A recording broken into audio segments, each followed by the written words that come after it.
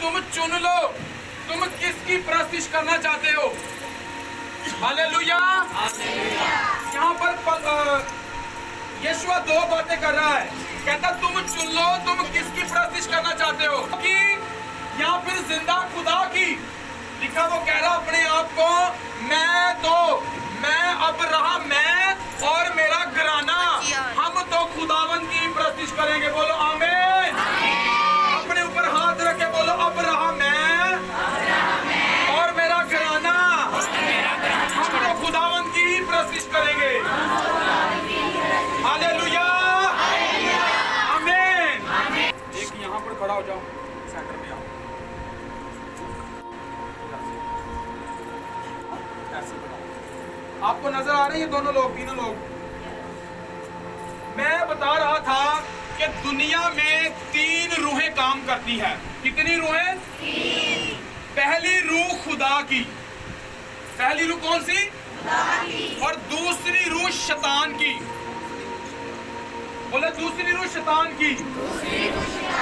और तीसरी रूह इंसान की।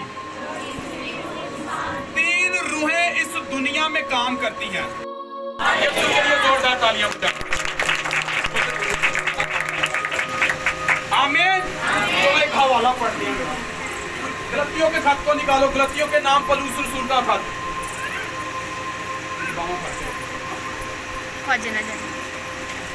गलतियों के नाम पलूस रसूल का खत बाब 5 किलो नहीं बस कैसे पढ़ रहा है।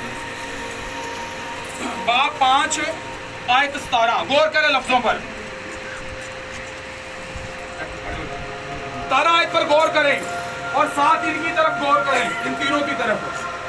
बाइबल में लिखा है 17 आयत में 5 की 17 में, क्योंकि जिस्म रूह के खिलाफ ख्वाहिश करता है और रूह जिस्म के खिलाफ, और ये एक दूसरे के मुखालिफ है। नहीं हिलो नहीं, आपने नहीं ऐसा कहा। मैं शुरू से पढ़ना चाहता हूँ। क्योंकि जिस्म रूह के खिलाफ ख्वाहिश करता है और रूह जिस्म के खिलाफ, और ये एक दूसरे के मुखालिफ हैं, ताकि जो तुम चाहते हो वो ना करो। सभी बोले आमीन। ये किसकी रूह है? और ये रूह किसकी है? और ये रूह किसकी है? इंसान की। और बाइबल कह रही है कि क्योंकि जिस्म क्या करता है? ख्वाहिश करता है। ये जो जिस्म है, बाइबल के मुताबिक जिस्म का जब भी जिक्र बाइबल में आएगा वो शैतान बिलीस को दर्शाता है। हालेलुया। अब जिस्म ख्वाहिश करता है कि ये जो इंसान की रूह है ना, ये खुदा की तरफ जाए ना, बल्कि किसकी तरफ आ जाए? मेरी तरफ आ जाए। और आगे लिखा है रूह जिस्म के खिलाफ। किसके खिलाफ? शैतान के खिलाफ। जिस्म के खिलाफ क्या करता है? ख्वाहिश करती है ताकि शैतान की तरफ ना जाए, मेरी तरफ आ जाए। हालेलुया। अब ये बीच का फंसा हुआ है, यानी इंसान, हम इंसान कि हम किसकी तरफ जाएं। एतवार बुध के बुध या रोज इबादत में, और शैतान भी हमें दुनिया के कामों में मसरूफ करना चाहता है। हम बीच कार फंसे हुए हैं। आप मेरी बात समझ रहे हैं ना? अब हमने करना क्या है? यहाँ पर लिखा है जो तुम चाहते हो। ये बंदा जो ये इंसान की रूह है, जो ये चाहता है वो नहीं कर पाता। आप मेरी बात समझ गए ना? जो ये इंसान की रूह चाह रही है वो नहीं कर पा रही। अब इसे करना क्या है? अब इसे करना क्या है? फैसला किसके हाथ में है? इंसान के हाथ में है। चलो मैं आगे बढ़ता हूँ। रूत की किताब को निकाले जरा। हाँ, रूत की किताब को निकाले। अब इस पे फैसला है कि ये क्या करता है। गौर करें इसकी तरफ जरा, इंसान की रूह की तरफ। रूत की किताब को निकालें। सबको समझ आ रही है? रूत की किताब को निकालें जरा जल्दी से। उसके पहले बाब को निकालें। रूत की किताब उसका पहला बाब निकाल लिया। पहली आयत में लिखा है, और उन्हीं अयाम में जब काजी इंसाफ किया करते थे, ऐसा हुआ कि उस सरजमीन में काल पड़ा, और यहूदा के बैतलहम का एक मर्द अपनी बीवी और दो बेटों को लेकर चला कि मुआब के मुल्क में जा बसे, जा बसे, बोलो आमीन, हालेलुया। अब मैं आपको समझाता हूं क्या इसका मतलब है। लिखा है कि दो मियां बीवी थे, एक का नाम क्या था, अली मलक, और उसकी वाइफ का नाम नोमी था। इनके दो बेटे थे। और क्या हुआ कि इन्होंने, ये इंसान की सोच की तरफ आपने गौर करनी है, इन्होंने क्या किया, जो इंसान की सोच थी, लिखा है कि यहूदा के बैतलहम में काल पड़ा।